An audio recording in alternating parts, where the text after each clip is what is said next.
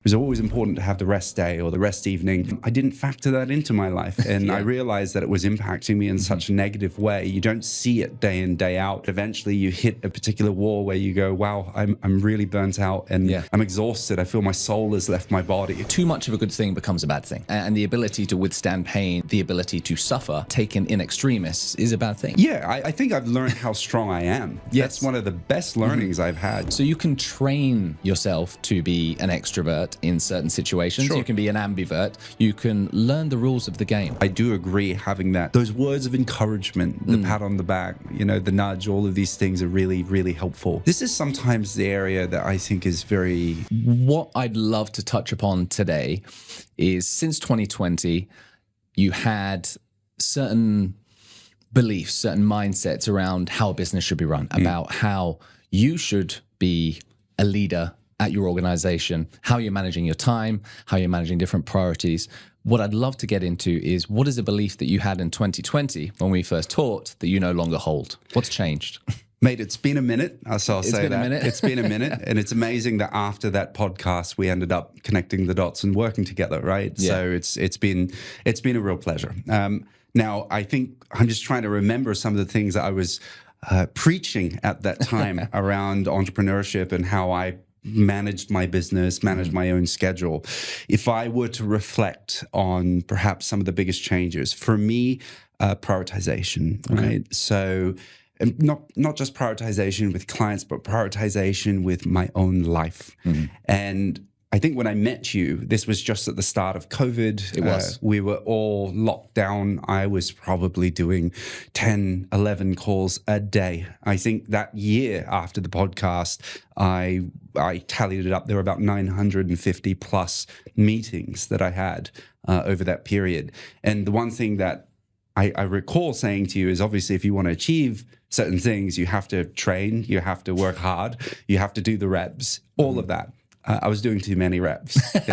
There's such a thing as too many reps. There was definitely such a thing. And I realized the same analogy is when I was talking to you about being a professional sports player, how much you had to get up and train, and you didn't like these things, but you did one thing, which is you gave yourself some rest, right? It was always important to have the rest day or the rest evening. I didn't factor that into my life. And I realized that it was impacting me in such a negative way. You don't see it day in, day out, but eventually you hit a particular wall where you go, wow, I'm really burnt out and I'm exhausted. I feel my soul has left my body.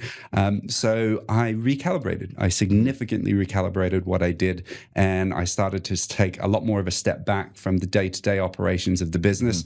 I think the thing that dovetailed very nicely was the fact that the team had more experience and we're just getting better and better, so you can entrust them to do the work.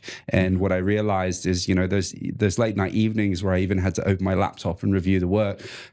Sometimes I just trust the fact that the team does work that is definitely good enough for a client, far better than good enough.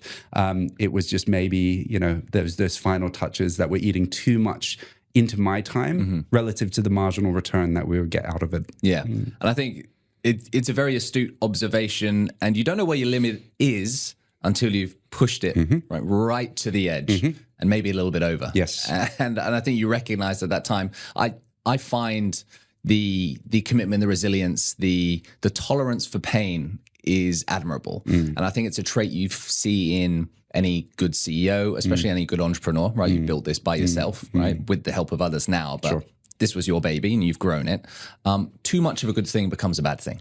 Right? And the ability to withstand pain, the ability to suffer, taken in extremis is a bad thing. If you've been enjoying the podcast and you're finding my channel valuable, can I please ask you a very quick favor? Whether you're watching on YouTube or listening on audio, please just take 2 seconds to hit subscribe. When you do that, you help me grow the show, you keep the wheels turning, and enable me to get bigger and better guests. Thank you. Yeah, I think I've learned how strong I am. That's one of the best learnings I've had, just how resilient and strong I can be. But no one's Superman. Not even Superman. Superman needs to be Clark Kent sometimes. He needs to put on the glasses occasionally. He's like, I need to go into my dork mode, right? So everyone needs to revert back to some form of inner peace and sanctuary where they're not killing themselves. And that recharge has been super important. It's made me a lot more effective in terms of my focus, my concentration, my energy levels, as well as my mood, right? Yeah. Very, very important. No, I see it, right? We spend a lot of time together, and I've seen kind of your mood. Not that we all had dark times, right? In 2020, 2021. And I can see that there's a bit of a pep in your step again. And it's been like that for the last few years. And we talk about that amplitude, right? Sprint, recover, sprint, recover. And you were just sprinting. When I met you, you were just sprinting. And it's nice to see you also switch off sometimes, because it makes you stronger. Right? It does. Yeah. And I realize I used to think I used to have to say yes to every client request for a meeting, or are you available this time, or reshuffle things around. Not to say to any client that's watching this that I don't prioritize them, but if I am genuinely busy, I would just reschedule it, right? Because it can't eat into every single part of me that eventually it just becomes less effective for them, right? It's better to catch me when I have my free moment and I'm fresh and I can give you my full time and attention, rather than hanging up on one call and switching over to another and pretending I'm right there and I've got all my attention with you. That was a big learning for me. Awesome. I mean, no one can do it alone. No one can sustain that pace forever, right? And I think it's made you better. It's made you even more effective. Since then, since 2020, obviously, it's been quite tough for all consultancies. I think we've got a lot of entrepreneurs, executives, coaches, consultancies, agencies watching this. What have you found over the last couple of years? How have you had to adjust your mindset, maybe your approach in conversations with clients? Because in this environment, budgets are shrinking. Everyone knows that. No one has dry powder. And if they do have it, they don't want to deploy it. And we're selling advice, right? We're selling strategy. We're selling our time, our expertise. It's tough. Yes. It's tough, right? The boom time when there was money printing during COVID, that was wonderful for all consultancies. I think everyone overhired. We at one point, I would say, marginally overhired. And then the reality kicked in. Rates started to rise. Belts tightened. People weren't spending on advice like they used to. But the reality is, I guess, twofold. One is thinking very, very carefully about positioning what advice and value in particular you're delivering to a client, irrespective of where the market is. So you have plenty of advice to give on a market downturn. The key thing is just for every dollar that a client spends, what are they getting in return? So being able to clearly articulate that, not just say the market's roaring, we're all hunky-dory. It's to say, I know things are tight, so let's think sensibly about where you're going to allocate this money and where it's going to deliver the most impact. Being flexible around how you charge clients as well. It's very easy to come and say that's our fee, but some of them say, well, maybe you can ride with us, right? Is there a bit of skin in the game that you can take? Can we do payment milestones? Can we adjust certain parameters to actually make this feasible? And not all clients, but there are certain ones that I thought, okay, this is going to work. I believe in what you're doing, and yes, we will change the way that we normally charge to work with you. So that was also a really important takeaway. And then I think the final thing is really Hong Kong. Okay. So Hong Kong's been going through a bit of a tough time, and we are a Hong Kong headquartered firm. And we have typically, driven a lot of our project work within Asia. And Hong Kong clients have been very important to us for a long time. But it became very apparent that we needed to look much broader and much further. And that opened up doors to work with clients all around the world. We started that process a long time back, but I would just think in terms of the tilt, we reshifted the emphasis significantly more to markets where I think there was more propensity and demand for advice. And it's a cycle. Hong Kong will come back. All markets do come back. It was just positioning ourselves at the right place at the right time and being quick to act, not waiting for these opportunities to pass you by and then realizing you missed the boat. Yes. I think there's two elements to that I want to pick up on. The mindset thing first is interesting because it's very easy when the market is telling you that you need to be scared, you should be fearful, right? No one's got any money, no one wants to buy. If you go into every meeting with that mindset, you're going to create that reality. Of course. You're going to bring that into reality, right? Of course. So I almost find sometimes it's better to ignore what the market's saying and just focus on the client, right? Can I actually add value? Can I make their life better? Can I do something to their organization that they haven't been doing previously? And if you can articulate that, they always say price is only an issue in the absence of value. And if you can show you can add value, the price is no longer an issue. Yes. Yeah. Well, if you start a conversation on price, you're bound to fail. Yeah. So you need to work out what the client actually needs, not just wants, what they really need. Because sometimes that want and need aren't congruent. They're quite different. And a client may think they want something, and it's important to listen to what they want. But, you know, a job of a good advisor is to pay attention to what they're saying and see maybe they're missing something that we can actually fill in that gap and add that value that they're so desperately seeking. So that's been a very important part of the way that our dialogue and engagement with clients has evolved. Yeah. The second part I want to dive into is exactly that, right? The types of clients that you and I have been speaking to, primarily you on the strategy side. How's that changed and evolved? We've had some pretty interesting projects in the last few years. Some we can talk about, some we can't. But it'd be great to hear more about the shift maybe away from very traditional financial services and finance clients. There's been some really interesting stuff that you've worked on. A couple of angles to this. So the first shift was we used to spend a lot of time with startups. Yes. Like innovative, smaller companies. And we had a very clear value proposition to them. Startups have been going through an extremely difficult time. Funding environment is terrible for them. And they're not splurging on consultants like they used to. And we also would focus on traditional financial institutions that weren't necessarily a few years back what you would consider a typical tier one firm. We had to build some credibility and experience.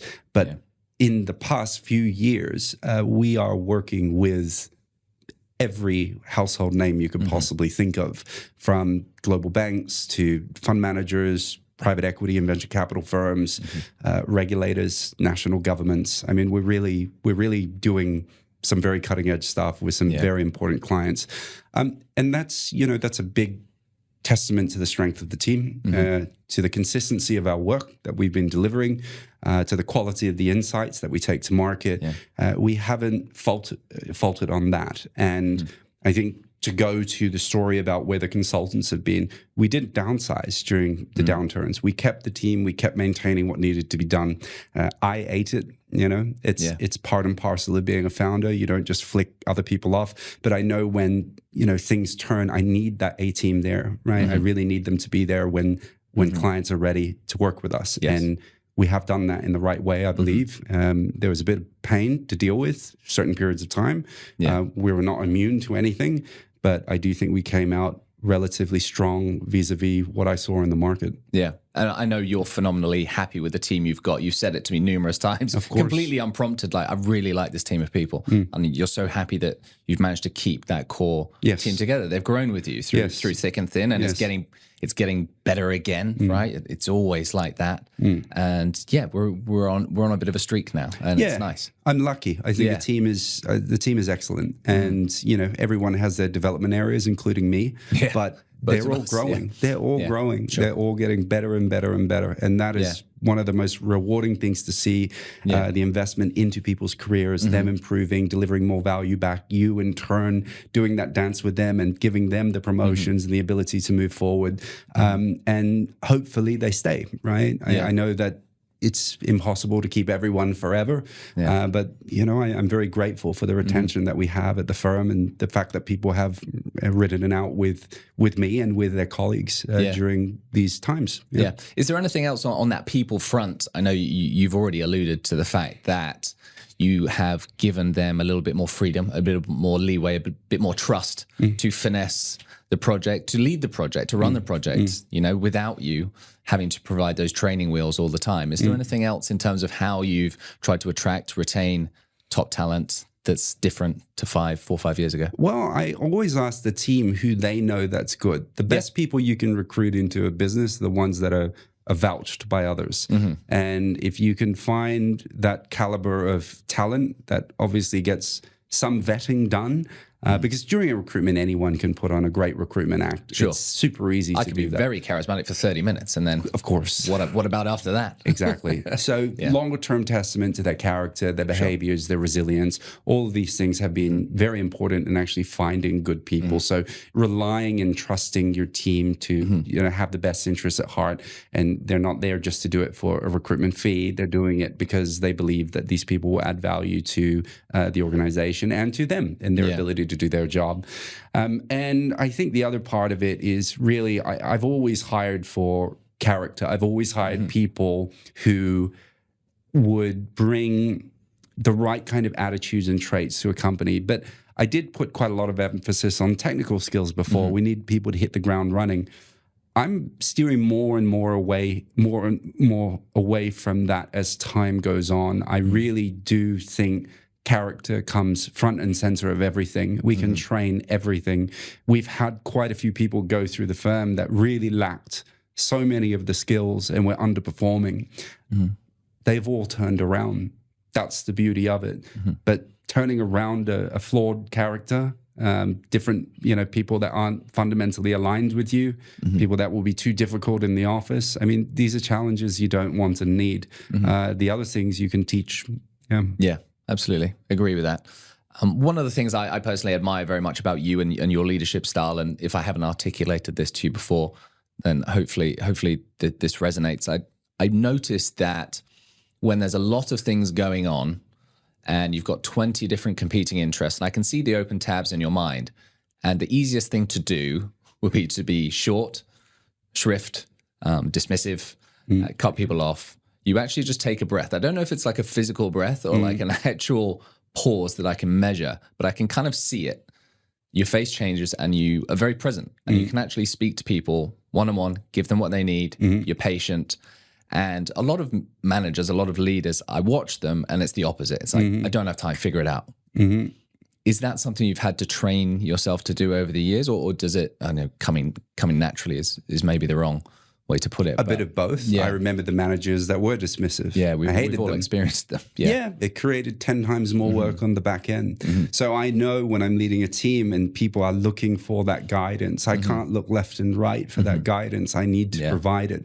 And sometimes if I make the wrong call, but I need at least certainty around the decision making. If I sit there, dilly-dallying and I can't come up with, an idea about where to steer the organization, people will lose faith in it. So, and I also think that clarity is very important. If you spend the time, if you spend the extra few minutes to just have the patience to go over something and explain something again, you're going to save yourself an absolute mountain of crap on the back end. Yeah. Because if you let people run off with confusion and they're not quite sure what to do, I know from experience what I'm going to receive and have to review. And if it comes in the day before I'm meeting a client, I know the consequences, which is an all-nighter for them, an all-nighter for me, because I'm accountable for this client meeting in the morning.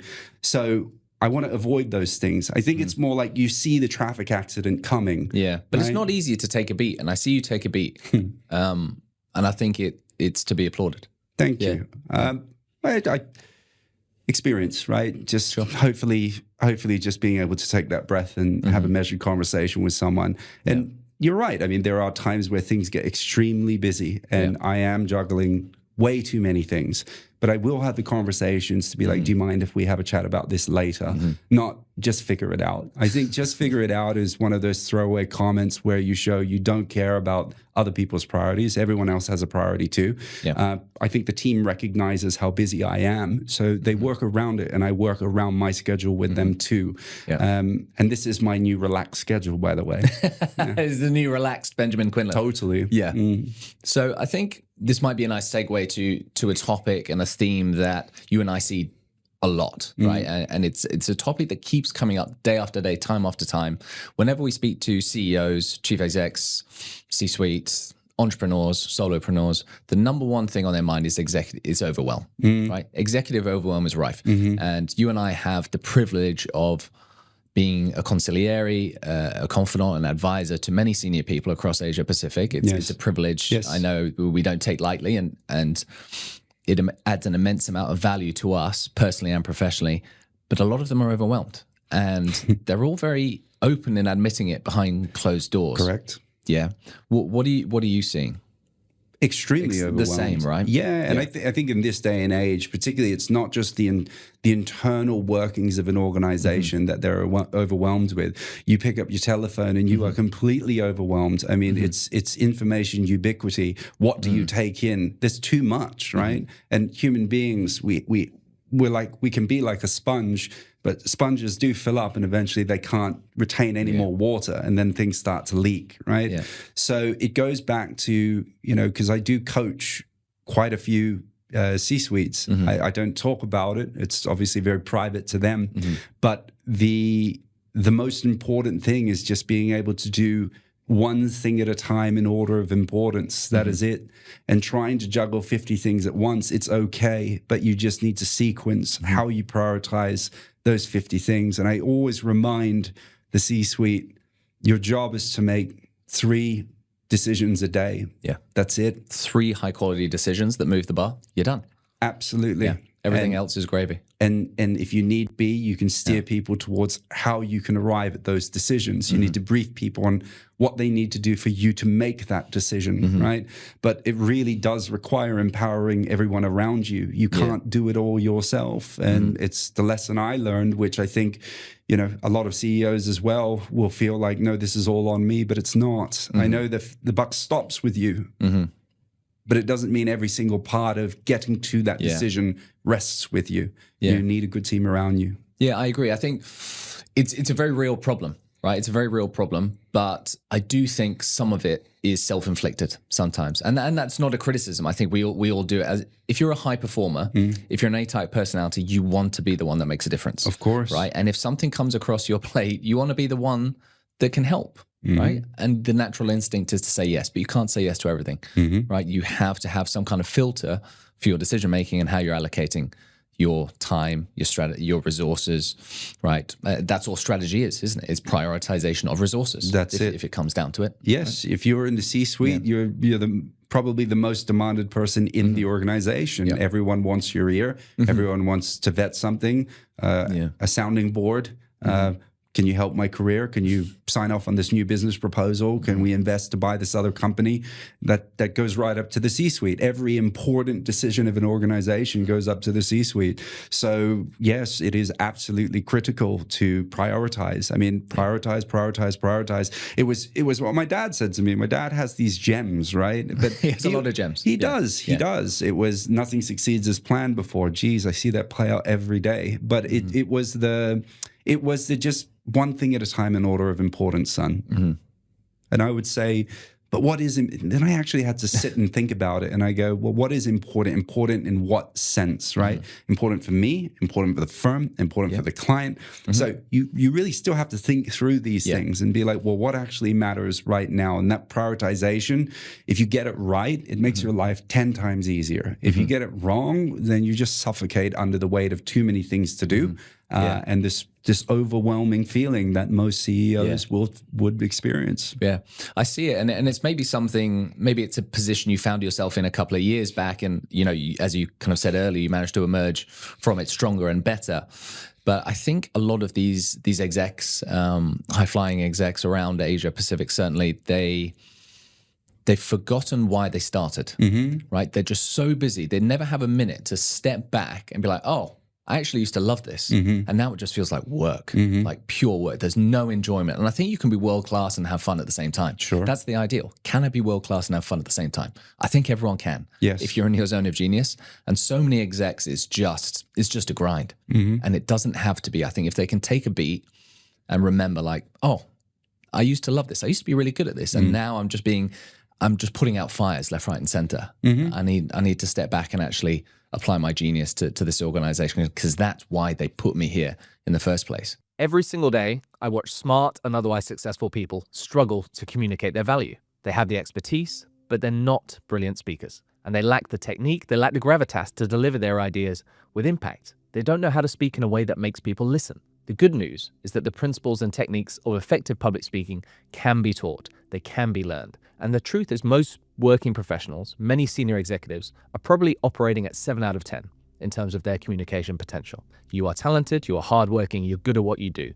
But if you're honest, you know deep down that you're leaving money and opportunities on the table every time you're asked to present to an audience. Now, my approach isn't about making someone you're not. It's about accessing the best version of yourself when it matters most. And what I'm good at is helping people find the emotional center, find the central truth of their message. I help them find their narrative, one that will resonate with their audience. I help busy executives and entrepreneurs just like you compress years into weeks. I pull your future forward so that you can start holding the attention of your audience today. Do not let another great idea die unspoken. Do not let another opportunity pass you by because you couldn't find the right words at the right time. Your voice matters. Your ideas deserve to be heard. Let me be the one to make sure that's the case. Click the link or visit my website and submit an inquiry. Let's unlock the confident communicator you were always meant to be. Agree. And things are going to go wrong every day. Yeah. That's normal. Yeah. It's normal. Yeah. So if you let that affect, it's just the same. Mm-hmm. It's the same analogy you use with life, right? Mm-hmm. I mean, you're going to have bad times. You're going to have shit's going to hit the fan. Things are going to go really pear-shaped. Mm-hmm. You're going to lose people you love. You're going to have terrible things happen. Mm-hmm. So you're going to have ups and downs. It's going to happen again and again and again and again. It doesn't stop. Mm-hmm. But you learn to ride the waves very different. And I think it's all about perspective. Perspective is everything. Just as a comedian, I say I find the humor in taking a sidestep and looking at something from a different angle. I can find the joy in misery, right? I can find the optimism within the pessimism. And if you don't, it'll kill you. Exactly. I can look at every situation and choose to look at it different if I want. If I really want to look at it negative, it's no problem. I can make myself miserable. But if I want to step to the side and be like, look, this didn't quite work out, but what's the good thing that I can learn from every single experience, even if it's happening right now and it's not great? There's a lot that you can take away from that, but that takes a lot of discipline and training with the mind, and it's easy to default back to these difficult times. But one thing I do, so I give myself, if I'm really like exploding, I give myself a couple of minutes to just have a vent. Like you've heard it with me. Yeah. Well, Tony Robbins has, what is it, in the 90-second rule or something, where he's allowed to vent and throw things and get really angry, but after 90 seconds, it's done. I'm done. Now we're executing. Exactly. Exactly. It's the same logic I give to the team. If there's something that goes wrong, don't spend 20 minutes explaining what went wrong. Synthesize it in 30 to 60 seconds, spend the remaining 20 minutes talking about how we're going to fix it. Hopefully you can spend 2 minutes telling me how we're going to fix it. But it's the same logic with me. It's the same thing where I've gone, well, I need to apply this in my own life, right? I have to work out how to spend my time on productive endeavors. I actually sat there. There's one founder I know. I love the guy. He's great. Working with him, and he was complaining about a lot of stuff, a lot. And then you can listen for so long. And then eventually I said, all right, now we got to get on with it, right? So what are we going to do? Because this isn't solving anything. Sure. All right, we can have another beer and get more Have you drunk. had enough catharsis? Can we actually do something exactly now? But it was quite sustained, right? It wasn't just one evening. It was quite a long period of time. And I think you can only give advice so much. It takes you getting to that low point. As you say, it takes you getting stretched to the point you're out of gas. It also takes you to the point where you've complained so much that no one wants to listen to you anymore. And then you look around and go, oh, everyone is really bored by me whinging. And you know what? No one's here to rescue me. I have to solve this myself. And that's always what I said. I will always be here. But at the end of the day, you have to resolve this issue. You have to find that inner spark, the drive, the click, the switch, something that will be catalyzed within you to make the change you need to actually come out the other side. Otherwise, you're going to dig this hole and you're going to make it so hard for yourself. And I don't want to see that, right? But it takes some of those reminders. And I tell you, I've seen the change. It took a while, but you see the change. And I mean, these are already very high-performing people, and they need to be reminded more than they need to be taught. Of course. Right? But we all need reminders, present company included. We all need reminders from time to time. I find that the best corporate training sessions we have, the best workshops we do, they always end up being a little bit like group therapy. Yes. They never start out meaning to be that way, but they always end up that way. And that's the feedback from the clients. That's always the feedback from the group. They're like, that was amazing. We just all learned so much about one another. We were able to be vulnerable with one another. And that's something we don't really do still to this day, I don't think, in the workplace. But it's important to have that rapport with other people, that empathy, like, oh, that's why she's struggling. Yes. Well, that's why he's having a hard time. Yes. It's like, now I know, now I can understand, now I can adjust, and I can help him or her. Completely agree. You do it very well, Mike, or you're an empathetic trainer. So you really tap into people's kind of, I call it chakras almost, right? I mean, it's very well done and very relatable, so people can open up. And, you know, when you're in these training sessions, do you want to learn theory, or do you want someone to touch a heartstring or pull at something that's going to make you leave the training session and change what you do, or change something about your life for the better? That's what you want. I mean, if we left these training sessions, we've done some together, they're always so much fun, and people said, oh, I know how to present data in the right way. Thanks, Ben, for educating me. But it's like, well, have you learned why, right? It's not just what, but the why, the purpose of to what this is actually driving in terms of your growth, your development, the way you look at the world. I love seeing people open up and just really let their inhibitions go and have this chat with you, because it's only at those places where you find change. You never change when things are good. You never do. You need There's no impetus. No. Yeah. That's also my favorite moment. You can feel it in the room, and you can see it in someone's eyes, like when it just clicks and they're like, okay, I'm in a safe space. I'm going to share freely. And now I get it. I'm going to move through the world very differently from now on. It's such a rewarding thing to see. Yeah, it's a very rewarding job. Let's maybe double click a bit on that art of communication. It's something that you have to do a lot. You're asked to speak on a lot of panels, a lot of keynotes, a lot of conferences, etc., as well as the coaching, as well as the comedy, right? Is there kind of some pro tips you can give to people for, you know, at a tactical level, at a mindset level, for when you're going into these situations, whether that be sales, whether that be coaching and training? How are you approaching getting in front of the mic? Listen before you speak. Good rule. Understand what people want. Don't assume you know what they want. Yeah. So you got to spend the time to know the person on the other side of a table. What's in it for them? It's not what's in it for you. Yeah. Otherwise, you're just an echo chamber to yourself. And I see a lot of people coming in sales meetings talking about how wonderful they are, how great their product is. And you ask yourself, is that actually what the client wants? Yeah. Have you actually asked a single question about, tell me about your business, how things going, where you're seeing some issues? Because if it's the case that you have this meeting and you realize that your product is not suitable, do yourself a favor and walk out. Do yourself a favor and know when to cut your loss. Otherwise, you're going to be barking up a tree for 6-12 months where they'll lead you on, and you're just going to waste a lot of time. So that's very important. Get your point across very quickly. Wow, a lot of people waffle. They do. They do. And the question is, you know, I always say to people, what are you trying to say to me? As succinctly as possible. What do you want me to do? Yeah. And because, again, as a C-suite, my job is to act. So I'll look at my team and say, what is the action you would like me to take? Yeah. What is the decision you need me to make? Do you need me to approve something? And it could be, this is 15 minutes. And I love chatting with you guys, but, you know, I have things to do. So just tell me what I need to know in order to help you, right? Yeah. So that clarity of communication, as we've trained so many people on before, is really important. Yeah. And tapping into the head and the heart, right? It's business, you need to strike a balance between the logic and the emotion. I can't just emotionally inspire people to hire a strategy consultant. Of course, they have to feel like, yeah, I can trust you. I really believe in what you're going to do in terms of adding value to my business. Yeah. But there has to be an element of logic and data and facts where I can substantiate what I'm trying to say.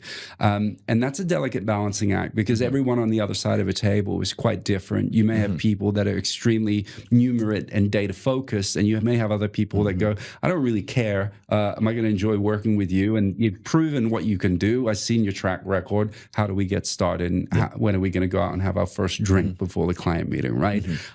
Everyone's different. So that goes all the way back to, again, know who's on the other side of a table and spend the time and effort to actually get to know them before shoving something down their throat. Yeah. The thing I love about everything you just said is that it's all outwardly focused. Yes. It's all about them. Yes. And the best communicators know that instinctively. When I go in the room, as you rightly say, so many people, when they're asked to give a pitch or a presentation, the advice I give is, if you don't have to pitch, don't pitch. Yes. Ask questions. Yes. It's the art of the beautiful question. Find out what hurts them. What pain points do they have? What's keeping them awake at night, right? It's a bit of a cliche, what's keeping you awake at night, but it's a decent place to start, right? What's the most painful thing going on in your business right now? If I could wave a magic wand and fix it, what would that be? We have one of the most beautiful and clear pitch decks. I don't think I've ever used it.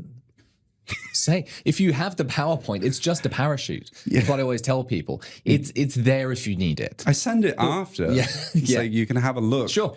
But I'm not going to walk you through it for the purpose of this meeting. Not as a consultant, not as an advisor. It's very different. But I think that's what 90% of people in the business world think a presentation is.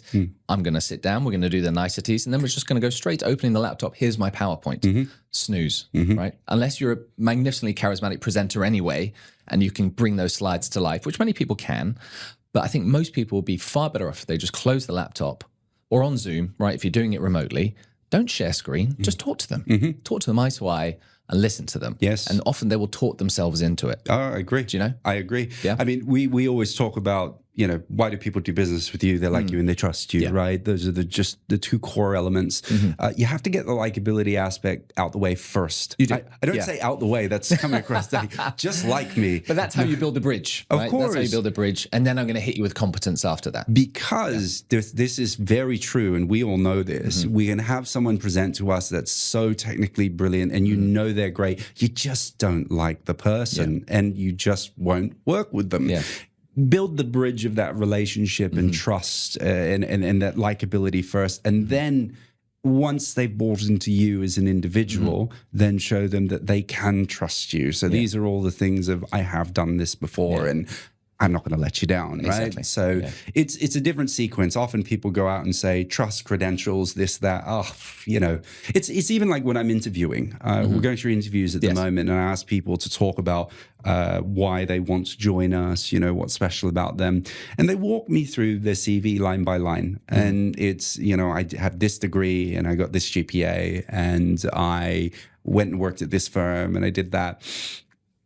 There's nothing fundamentally wrong with that.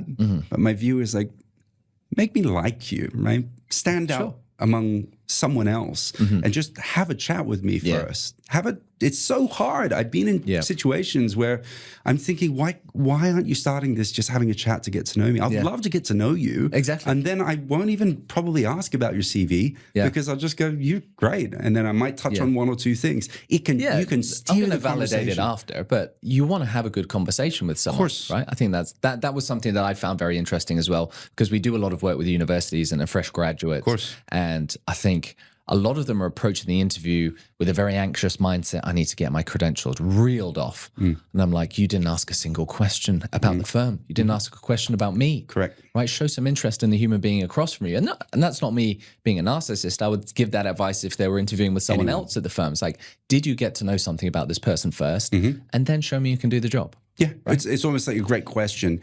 After an interview, what's one thing you know about this person that you didn't know? And they'll go, I have no idea.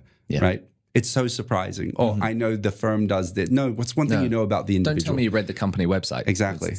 Do you know where they went on holiday? Do you know where they live? Do you know about the kids? Do you know about anything that can build a connection that's more personal, that's not just so surface level? Absolutely. Yeah. I mean, we spend so much of our time at work, right? Even remotely. Well, you on the golf course, but Yeah, sure. Yeah, occasionally. I've dragged you on the golf course a couple of times. That's networking, business development. I will have you know, especially when I lose every single time. It makes the client feel very good.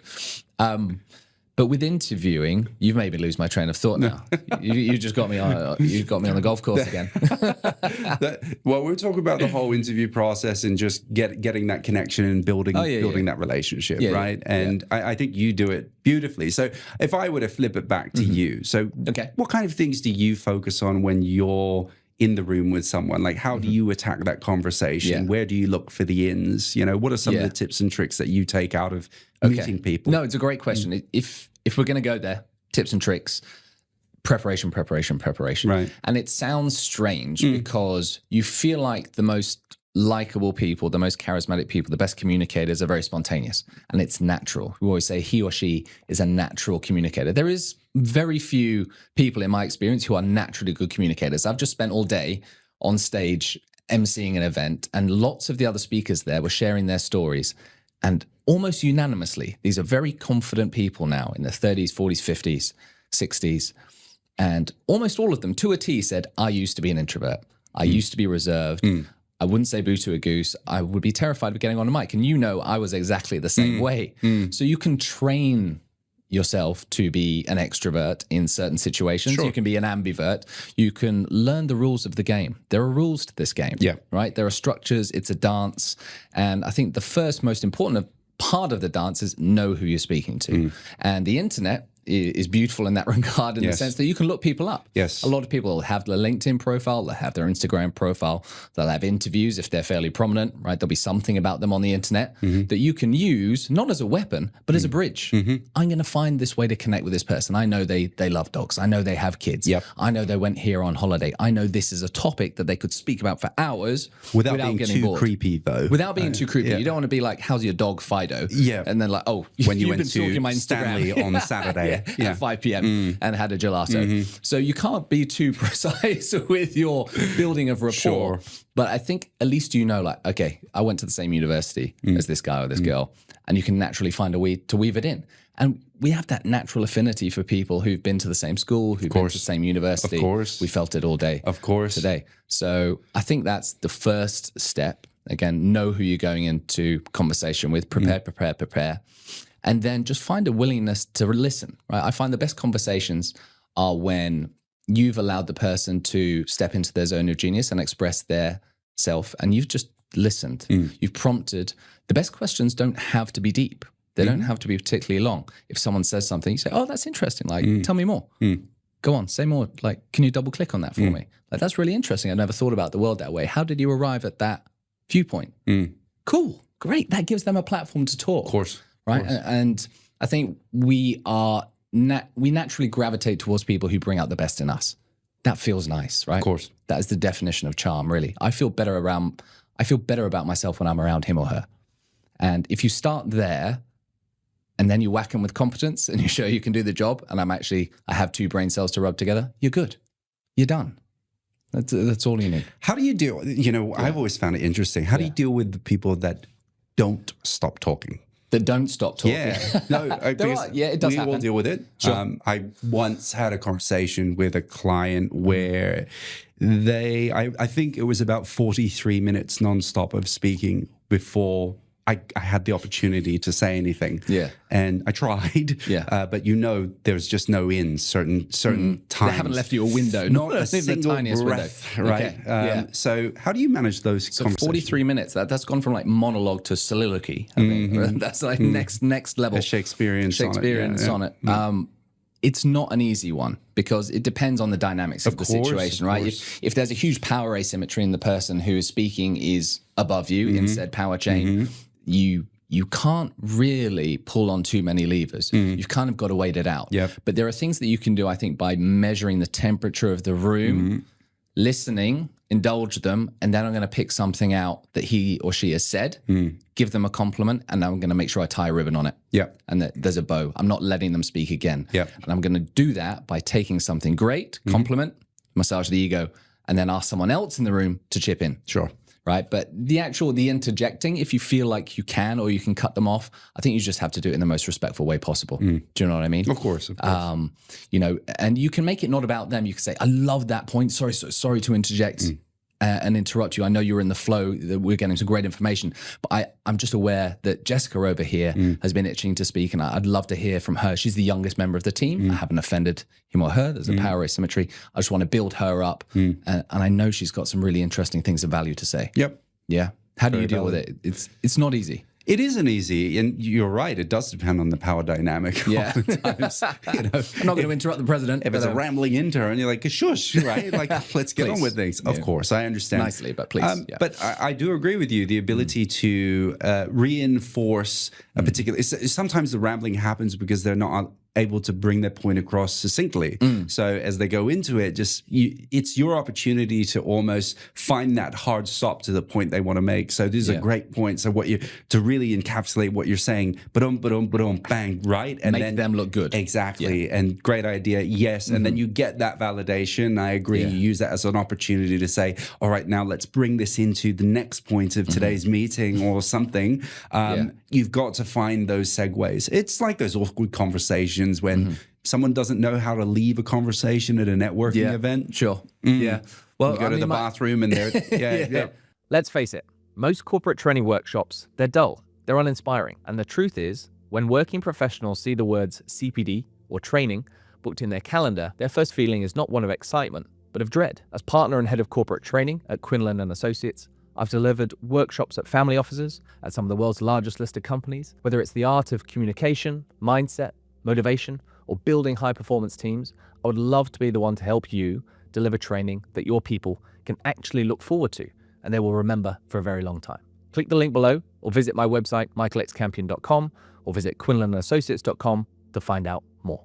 How do I extricate myself from the situation? Right. That's something that comes up a lot, actually, I find in corporate training is we actually do workshops around networking and kind of facilitating small talk because it's intimidating. Let's be honest, sometimes. I think for you and I, maybe less intimidating because we've had so many reps. But I think for someone in their 20s and their 30s who isn't super sociable, who isn't super client-facing, of course. They have to go to these business events. Of course, understandable. You walk in the room, you grab your glass of wine, you're standing there all alone. It's tough. Right.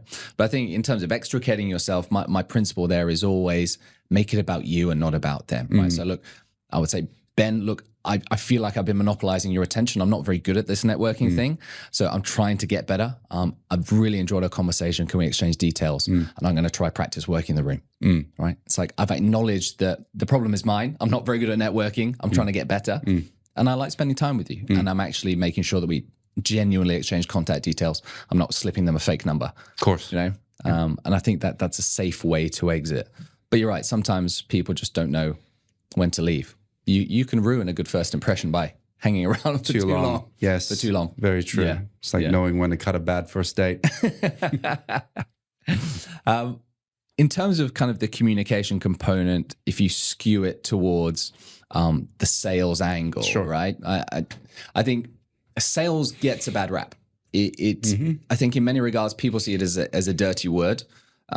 I see it very, very differently. And I'd be interested to hear what you think as well, because fundamentally we're all in the persuasion game. There's no point me opening my mouth. There's no point opening your mouth if you're not trying to persuade the other person that your worldview is worthy of merit, right? And perhaps they should come on board with you, right? Someone has to be selling something all of the time. I agree. Right? So how do you approach this kind of sales consultative selling? Like how what's your frame? We're all salespeople, as you rightly put, even people that aren't in sales roles. Yes. I mean, this is the biggest mistake you can make is my title doesn't say sales, so therefore I'm not a salesperson. Wrong. Everyone is in sales.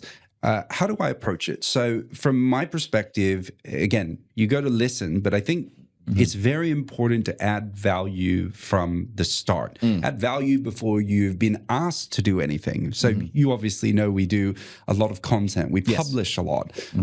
It's free. I mean, it's not free. It costs me a lot of money to do it because it's far from free. It's free for the audience. It's free for the audience. I do it and I fund it and I believe it's for the good and betterment of the industries and the clients that we work with. And it's not marketing material. I mean, it's indirectly, sure, but it's very hard, punchy advice. And sometimes people read it and they don't like it.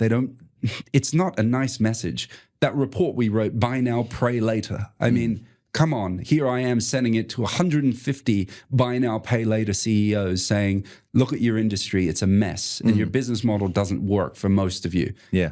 How's that for a sales angle? You need to add the value from the outset.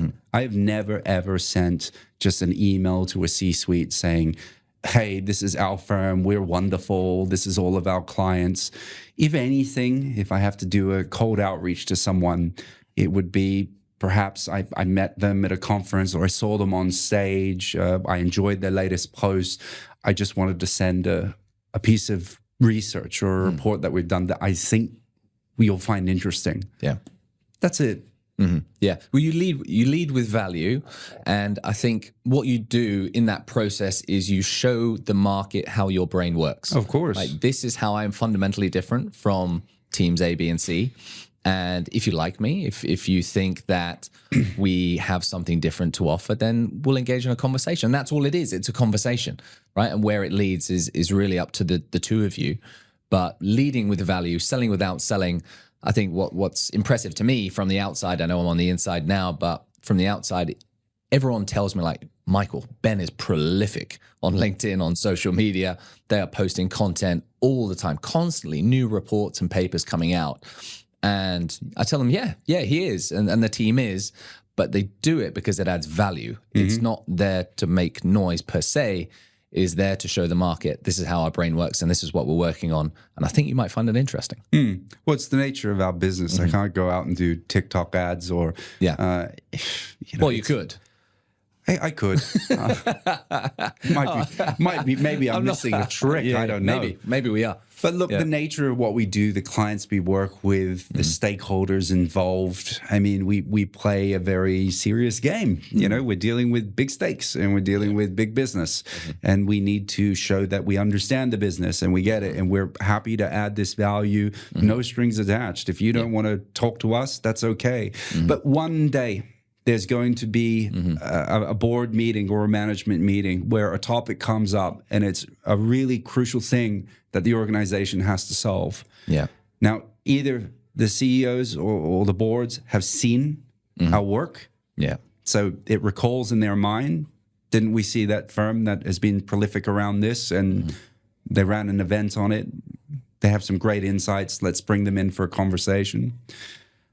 Or it will be people that ultimately are instructed within the organization to go online and Google some of this stuff and where are the hits? Well, anyone that's written any content on this topic, we're there. Yeah. So I recognize whether it's an inbound or an outbound, it has a lot of merit and value, and it's very important to establish that credibility of our brand. It's not a gimmick by any means. You pick up any piece of work that we've done, the one bit of feedback that we get, and I know to be true, is these things go a lot deeper than anything else in the market.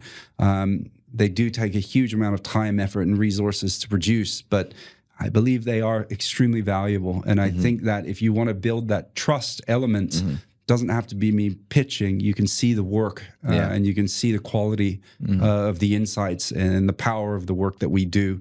Hopefully that's a good excuse to at least have a first conversation with us and to explore if we can help. I agree. And these are long form pillar pieces of content that will last forever, right? It's not something that you've released, it'll be valid, relevant for a day. No. And they don't really have an expiry date, most of these papers, right? No, we tend to, like, my philosophy has always been keep it like the gold standard. If you're going to put something out, make it the best in the market. Sure. Why not? Why would you put out something that's so subpar? Yeah. If everyone's written about a topic, you don't have to be the first to write about the topic. Write better. Do it better. Don't come up with an average piece of work and be like, oh, we're playing in the same market with average insights. Yeah. That's completely and utterly pointless. Go out with something that actually moves the needle, that actually has a purpose. There's a reason why we're always having our work quoted in the media, because it's a golden source of truth for a lot of these insights, and people do trust and rely on this. So that's always been my philosophy. Don't go out to market and put out average stuff. Put out the best possible stuff you can find. And what you tend to find is our public thought leadership work, it goes through a lot more scrutiny than our client deliverables. Not to say the client deliverables don't go through scrutiny, but there are so many layers, because once it's out there, client deliverables are private. Yes. But we're making a very public statement with these things to the world. Can't reel it back in. We can't ever wheel it back in. So we need to be very certain that our house view is strong and that we stand behind it and that we will defend it no matter what criticism comes in, because we have done our homework. Yeah, I like that. Let's move into some of the more kind of principle-based questions. I love playing this game with you. It's always good fun. In terms of kind of your beliefs and mindsets that have changed since 2020, we've talked about that as well. I'd like to dig into maybe what you're most proud of overall in the last 4.5 years since we first did this together on the podcast. If you can cast your mind back, this could be something personal, could be something professional. Is there something that comes to mind in terms of what you're most proud of? And your gut instinct is usually the correct one, so don't censor yourself. Well, I would say, supporting the folks has been, it's like a privilege, right? Yeah. And not in great shape, getting old. It sucks watching your parents get old. And, you may feel particular burdens, financial or otherwise, with your time, but it's something I'm really proud of that I can do as a son. So a privilege. Yeah. No, I wholeheartedly agree. I know how important family is to you. And that's it, that life comes full circle. They take care of us, and then it's our turn to take care of them. Yeah. I mean, it's been hard. But I think that, the journey has taught me a lot, and I look back on it and I'm proud. Yeah, that's great.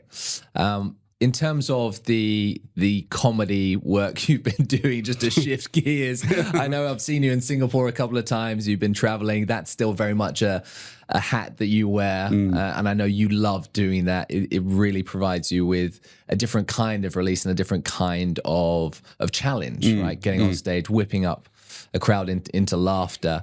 Have you changed anything there in terms of your approach over the last 4 years? Yes, I have. Yeah? So one of the things I set for myself was to do far less set material and do a lot of crowd work. Yes. So I love impromptu stuff. As you know, it probably would frustrate the hell out of you to see how impromptu I am sometimes, because, I often like to see where things go without preparation. I mean, there is preparation, right? There's always preparation. It's my whole life has been preparation for this. But I think the reality is getting up on stage and just allowing yourself to feel completely naked and see what happens. Oh, that's a big rush. And I love that. And to be honest, some of the best comedy nights I've ever had in my life is when I get on stage and I just look at someone in the front row and I say, I'm going to ruin your night. I'm going to have fun with you. And I'm going to ruin this relationship. We like to have fun. And I think that the spontaneity is also what the crowd appreciates. Usually those crowd moments where you're all interacting, provided you're not being completely ridiculous, it's really good fun. And it teaches me a lot as a comic. It teaches me that, the wit or, the speed at which I can respond or come up with something, it's there, it's hidden in there. And it surprises you. You end up doing a show and you go, how do I think of all of that on the spot? Yeah. But again, that's training. That's if I did this when I first started comedy, crash and burn. Absolutely. I would be heckled to death because I wouldn't know what to do. Yeah. But the more and more you do it, the better you get at it. It's the muscle around training that muscle. But that's been a super big change in my comedy. And I've really enjoyed it because it's completely agnostic to any jurisdiction, any culture, any race, any gender. It's just, let's just find areas that we can pull on to find the humor in just having a conversation with someone. Well, it's that great universal emotion, isn't it? We all understand laughter, and it does bring that bond. It really deepens the bond. That's what I find so transferable to the business communication. Sure. If you can make that person laugh in the first 30 seconds, you're kind of done. Right, in that first 30 seconds, they instantly like you. You've settled the tone of the room, and it's advice I give. I'm sure you give it as well to a lot of people before they go into presentation. If you can make them laugh within the first 60 seconds, it's not about being rude. It's not about being controversial. It's finding some bit of shared humanity that you can have a laugh about, and it just releases all the tension in the room. It does. It makes your life so much easier. And the strength of the relationship that comes from it is wonderful. Yeah. So the clients that are closest to me, where we have a bond, right? It's over humor. And they come watch you, don't they? They all come watch you. Yeah, unfortunately, yeah. Unfortunately.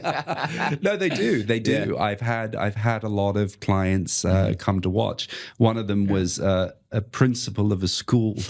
I was terrified when this principal came because I thought, this is not stuff you're going to hear in your school or endorse. I'm about to lose a client. Exactly. But I got the biggest handshake and toast and beers at the end. Super. And it was great. And look, to be honest, I think hopefully the clients do understand that this is just another fun part of my job. Hopefully humanizes me a little bit. Yeah. And, I'm not there to give people a bad experience. I just want people to have fun and laugh. It's just the only objective you have. Like, can I leave here tonight and you give me the endorphins of seeing how much you laugh? Because when you laugh and you whiplash and you got tears coming out your eyes, just how much that impacts me as a performer. Oh, it's the best feeling on earth as a comedian. Yeah.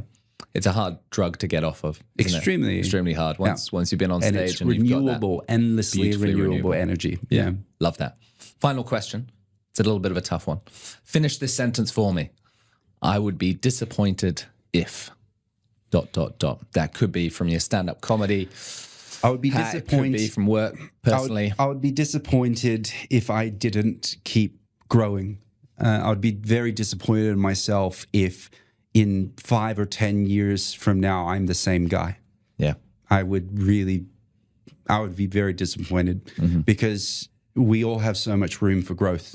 Yeah. When you talk, I would have been so disappointed if you sat me down and I was exactly the same guy that you met when we spoke on that podcast, burning myself out, feeling exhausted, eye bags down to my lips, just not having learnt from the things that I've experienced. And, it's very important during any of these life journeys to change yourself. Change is hard. It is not easy. It's really hard to look in the mirror and say, you have to sort these things out. You have to change these things about yourself. We give ourselves excuses to the end of the world. We just keep giving ourselves excuses as to why it's okay to not do the things that we need to do. It's the procrastination point, and I'd love to actually take it back to your perspectives on this around procrastination. But I haven't finished that book that I mentioned. Which book? Yeah, exactly. Remember? So you mentioned it for context on the podcast in 2020 that you were writing a book. Am I allowed to reveal the title? Or no, let's not go there. No, because it's a great title. It is. It is. But I see. This is something where I kind of sat there and go, that's a bit disappointing, right? Yeah. You didn't sit there and fit it. Now, of course, a lot happened. A lot of things happened. It's not like I didn't do it and then didn't do anything else, right? So we published 20 odd reports, right? There's a couple of books worth of content. So we've done the right thing. But there are things that I think I would be very disappointed if I didn't learn to grow all the time. Getting stuck in your ways, it's not good. And I've seen it with people. I see the people that get stuck and they're so stubborn. They refuse to change and it makes their life hard. And it causes pain and anguish and stress for everyone around them, right? It happens with the oldies as well, right? Old parents, they're stubborn as hell, really hard to change. And you say, I don't want to end up like that. I always want to be malleable in the way that I think. But yeah, I would be disappointed if I didn't grow, if I didn't look back every year and say I'm a slightly better version of the person I was. That for me is really important. Otherwise, plateauing at 41, that's a bit sad. I'm with you on that one. Yeah, I think to feel like you've plateaued and there's nothing left to squeeze, I'm done. Right? I'm done. And that, I fully resonate with that if you're not learning, you're not growing, what's the point with going on with it? I agree. Then it's Groundhog Day. Yeah. It's exactly the same thing every single day, just staying on idle, right? That's not a way to live in my view. And it doesn't mean you need to stretch yourself to be an Olympian all the time or I need to enroll in a master's swimming event next week, right? It's not about that. Again, like this is why I wanted to touch on it with you, Michael, because you've written some really good stuff on the idea of procrastination, right? And what it actually is, what the reality of procrastination is, and the impacts that it has on you. So I think for those listeners out there, I would love you to be able to kind of unpack that for everyone. No, I'm very happy to share. And I have written about it numerous times. I've coached people on it, but I don't think I've ever been asked on the spot on a podcast. So I hopefully articulate it well and do it justice. But I think the interesting thing about procrastination is a lot of people think it's a time management problem and it's an emotional control problem. So what you're trying to do when you are faced with something that is challenging and you're not sure if you can do the work and you don't believe in yourself and you're worried that you're going to deliver something subpar, you procrastinate. And the interesting thing is if you observe yourself, and I know what my triggers are now, every time I've got something on my plate and I'm getting better at it. If there's something on my plate and I'm not quite sure I'm the man to deliver it, I'll immediately reach for my phone and start scrolling. And it's just an emotional repair thing. It's like I'm distracting myself because I don't want to face the beast. But thankfully now, I'm not perfect, but with training, I've recognized the emotional trigger. Turn the phone over. Michael, you've got this. And that's how you get over the procrastination because it's fear. The real name for procrastination is fear. You're afraid you can't do the work. And you can. But to your point earlier, you need to know where your limits are by pushing. So I think just building on that, fear is something that basically permeates with everyone from the most senior executives. It's like when I meet people and they look at these C-suites, and I've got a lot of friends in that role. And sometimes when you lift the kimono, you're like, wow, they're really clueless, right? I love them. Great friend, but sure. But they're like, they can either be empty or directionless or like really insecure about certain things. Or just lovely but flawed human beings. Sure. They're not demigods. Of course. Everyone is in that boat. But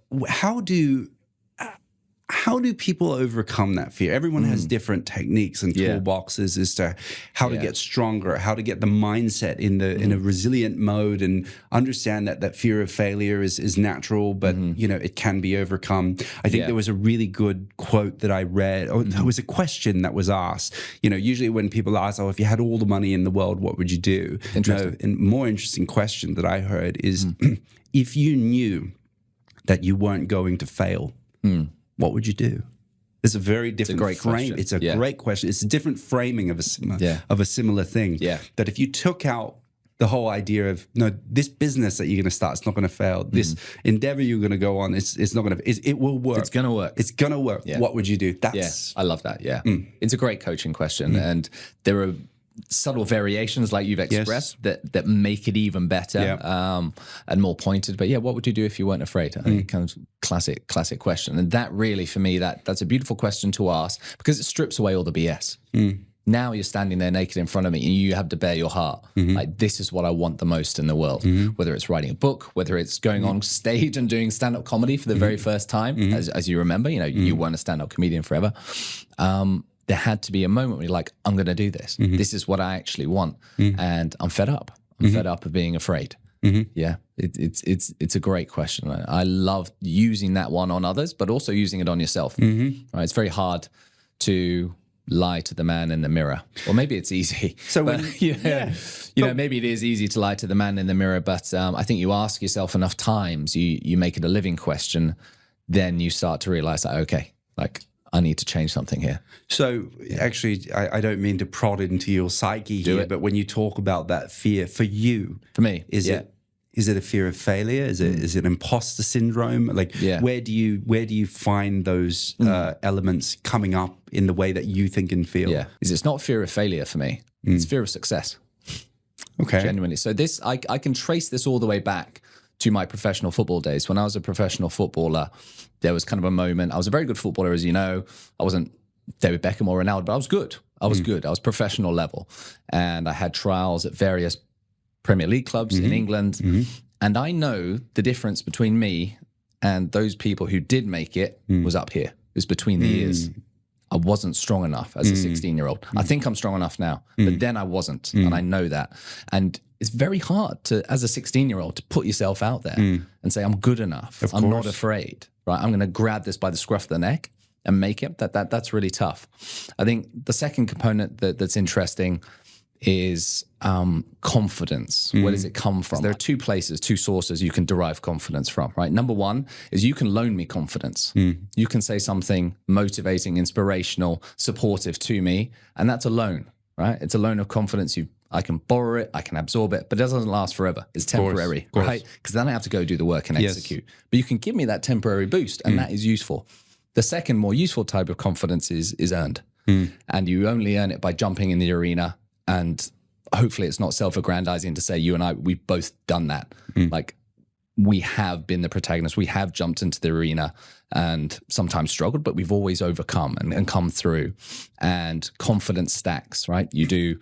For me, with public speaking, it was just having a good conversation with one person as a shy teenager. Then it was having a conversation in front of my classmates. Then it was an auditorium. And then it was up and up and up. And today we were at the convention center. Exactly. 3,000 people, Hong Kong Convention Center. Thank you. And I felt good. I felt in my element. I deserved to be there. You did. But I earned it. Right? Over 25 years, from 15 to 40 now. 100%. So the confidence stacks, but we all need some borrowed confidence every now and then. Sometimes we need the world to tell us we're good enough before we believe it ourselves. Do you know, that's very interesting. I want to touch on that element of borrowed confidence, because I do agree having that. those words of encouragement, the pat on the back, the nudge, all of these things are really, really helpful. Yeah. This is sometimes the area that I think is very, it's almost scary because founders, entrepreneurs, they often are in the most thankless job in the whole world. So you talk about that external confidence, that kind of disappears. You don't have a boss that says, good job anymore. Your staff aren't sitting there saying to you, oh, thank you all the time, right? You're doing a great job, boss. Yeah. This is a great company. I love the direction you're going in. That's not a conversation that happens. No. I mean, sure, they're there, right? Yeah. But those words of encouragement, that doesn't happen. So that external source of energy that you're talking about, I found completely vanished when I became an entrepreneur. Yeah. It wasn't there anymore. And I couldn't try and find it. I couldn't pull it out of anywhere. Yeah. But there was one element actually that did change a little bit. And this was one thing I learned about friendships as well. People often say that, your friends, your best friends will be the ones that will visit you in hospital. They'll be there when, your darkest times. I think your best friends are the ones that you feel like you want to call and you can call your best times because they're happy for you. That is even rarer than the person that rocks up to the hospital because you can just unfiltered tell someone the best news and they will genuinely be happy for you. And those things are amazing. But, and I'm lucky to have those friends in my life and those people in my life. The question, I guess, for you is, you've been an entrepreneur yourself. When you don't have these external sources that you talk about, where do you draw them from? How do you find that energy to keep yourself going? It is hard, right? It is hard because so much of the time as an entrepreneur, there'll be people watching and listening and they're alone. You're a solopreneur, or even if you have a team, it feels like you're alone. And I think that's where you have to be unbelievably strong up here in remembering why you started. Right? I think I said it earlier. A lot of these execs, they forget why they started. And if you don't have a big enough compelling why to drag you forward, you're not going to do it because most of entrepreneurship is horrible. And they always say, do something you love, you'll never work in a day in your life. It's nonsense. There's a lot of ugly stuff that goes into it.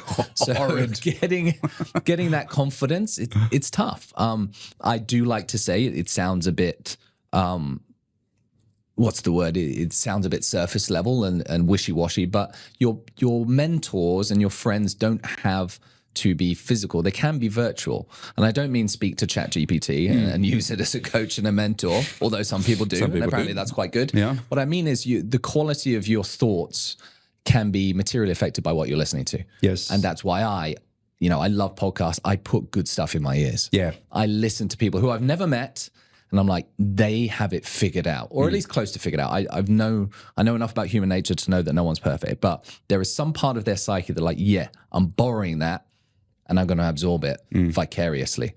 I don't know if that's a great answer, but it's worked for me.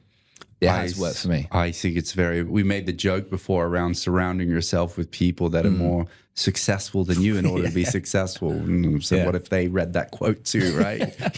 They keep trying to leave the room. Exactly. But surrounding yourself with good influences is really important. But I think some of the things that are very important when it comes to good influences is also a realistic influence. Sometimes it's really important to have people that can check you, right? And good friends will check you. Sure. Friends may just, I don't know, embellish whatever you want to say, but good friends will give you a pause and say, have you thought about this? Are you sure? Right? And not because it's coming from an area of cynicism or it's coming from an area or envy. It's because they actually give a toss. They want to see you do well, or they're telling you something that it might be hard to hear, but because they're such a close friend, you can say, well, I should probably take this on board, right? Yeah. And sometimes you need to be, you can be very lucky to hear that. The problem with a lot of founders is as A-type personalities, they get very strong that they don't listen to this feedback. Sure. I think, over time, one of the things you asked me as well is I've become much more amenable to hearing what I can do better and how I can be a better boss, how I can be a better leader, how I can be a better colleague to, the people that I work with, how I can be a better son, all of these things. And it's a journey. That's why it's improving, which is why I said, if I don't improve, I'll be pretty disappointed. Tapped out. Mate, I think that's a beautiful place to end it. thank you so much for doing this with me. Let's make sure it's not 4 years before we do the next one. Hope so. Cheers, brother. Thank you. Thanks, mate.